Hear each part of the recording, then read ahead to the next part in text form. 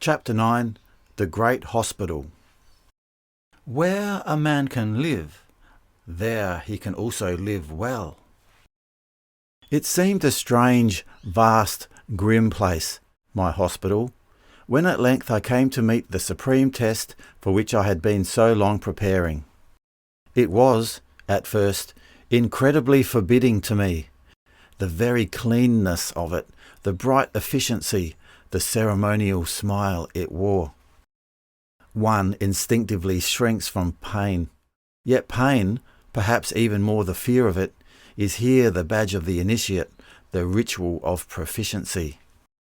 I had a sense of being irresistibly drawn into a process that was inimical and yet inevitable. I had no longer any volition so far as my body was concerned.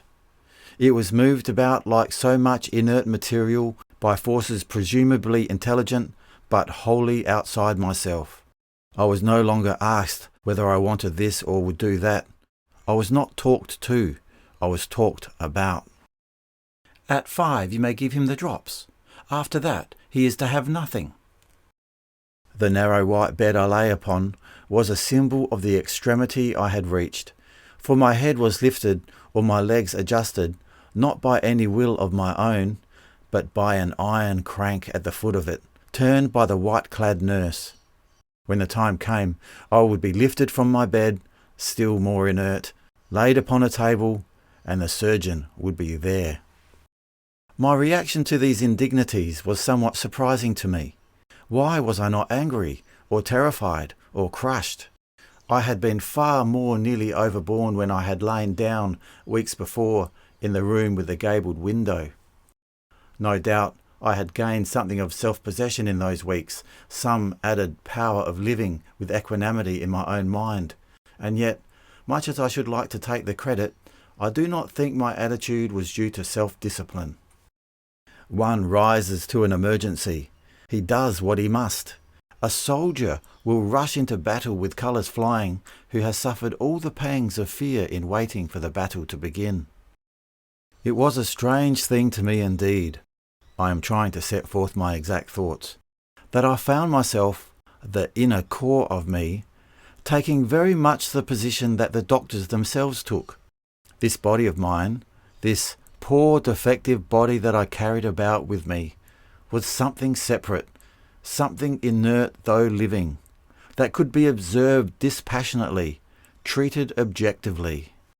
Me, I was something apart, a detached identity, curled up in my own place. Where is that place? Peering out at the doctors, the nurses, the little room, and my own body lying there on the queer, cranked bed. I was perfectly well. It was my body that was suffering. I was living and thinking with a power and vividness they could know nothing about. Such a welter of swift thoughts. At the same moment that I was reassuring myself of my own independence and sufficiency, I was also pitying myself, even calculating quite coldly upon the chances of the operation. If I was afraid, I was also thinking ironically of the absurdity of the entire process. These serious doctors, interested in my case, believing they could cure my body without knowing me. These smiling nurses to whom my situation, so vastly important to my life, was all in the routine of the day. At times, I was miles away from the hospital and all of its sights and sounds and odours and discomforts. I was in my own garden walking there, and there were tall hollyhocks in bloom, and flaming zinnias, and delphiniums still in flower, and, the blue of the distant hills. Or I was talking familiarly with my friends, and referring to the hospital as though it was something quite distant and wholly immaterial. But always I came back to the little room, and the queer bed, and the nurses smiling there. Always I came back. Above everything else in those days, I was full of a kind of still confidence that I can only call faith, an immense faith. Without it, how could any man live through such an experience? How trust the most precious of his possessions out of his own control? to surrender voluntarily one's consciousness, to go down and down and down into the abysmal nothingness of anesthesia, not knowing certainly whether it would be for hours or forever, what is that but an act of faith? Or, if a man goes down involuntarily, by terror and force, how is he better than a horse or a dog? I thought much in the long days of my illness how impossible it was for any human being to live without faith. Faith somewhere, in somebody. All that makes a man and not an animal is suffused with faith. Without it, the individual is insane and society a chaos. With it, and in proportion to the vitality of it, there can be nobility and peace and serenity. The day of supreme trial came at length. The doctor was unusually benign, the nurse unusually cheerful. I knew I was to have the ether early in the morning. I had a swift sense of a world that was incalculably dear to me somehow slipping out of my grasp.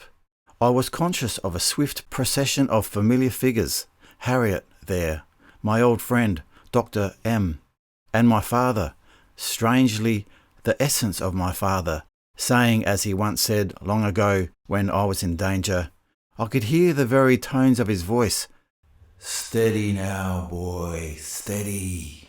Moments of joy turned to exquisite pain. Somehow the mind, knowing how short the time is, and keyed to an intolerable clarity of emotion, selects only essentials. At such moments, every man is an artist. I tried afterwards to jot down all the things that raced through my mind in that instant between consciousness and unconsciousness, but could not. A teeming world of them, a universe lived in a moment of time. A day or so after I came out of the ether, having thought much of that strange experience, I said to my nurse, "Did I speak to you? Did I say anything on my way to the operating room?" "Oh yes," she said indulgently. I paused, but finally asked the question, "What did I say?" She was smiling, I thought, ironically, a little superior. "You said, 'You will not leave me, you will stay close by.'" It was what I had felt, but could not remember whether I had really said it. I was strongly moved, thinking how instinctively, when we feel ourselves drifting out, we reach for some human contact. I had gone down into the oblivion at 9 in the morning and came struggling out somewhere after 5 in the afternoon.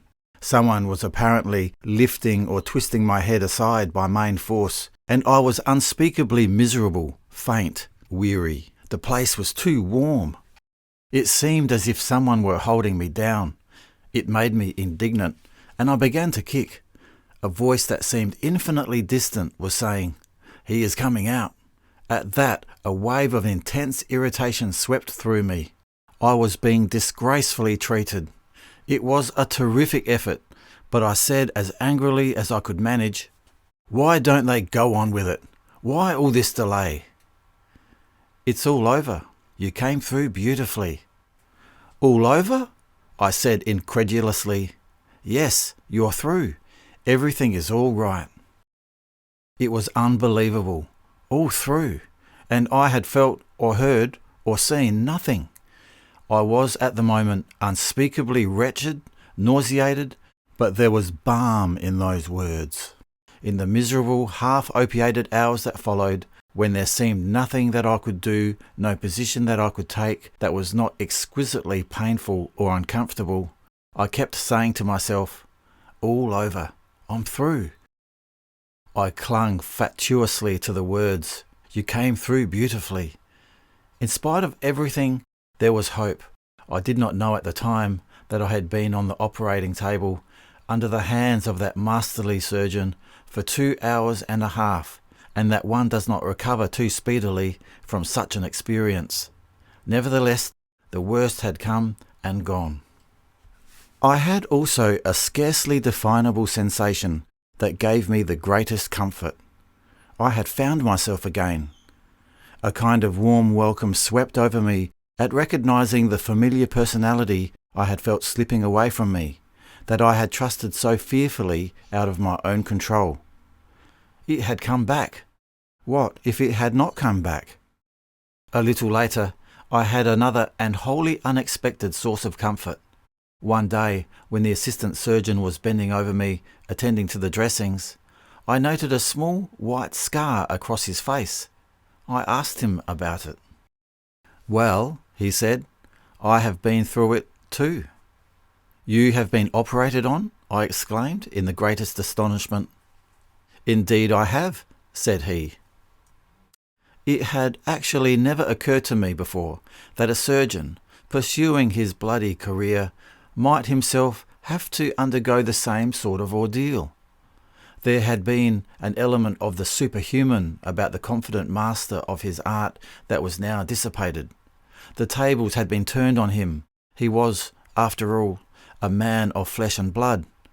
I had quite a new feeling towards the profession. "Are you entirely well again?" I asked. "Perfectly," he responded. "Are you as strong as ever?" I asked. "Stronger. I'm better than I ever was before in my life." It was like a draught of wine to me. It may seem absurd, but the surgeon leaning over me, hurting me cruelly, appeared at the moment a kind of angel.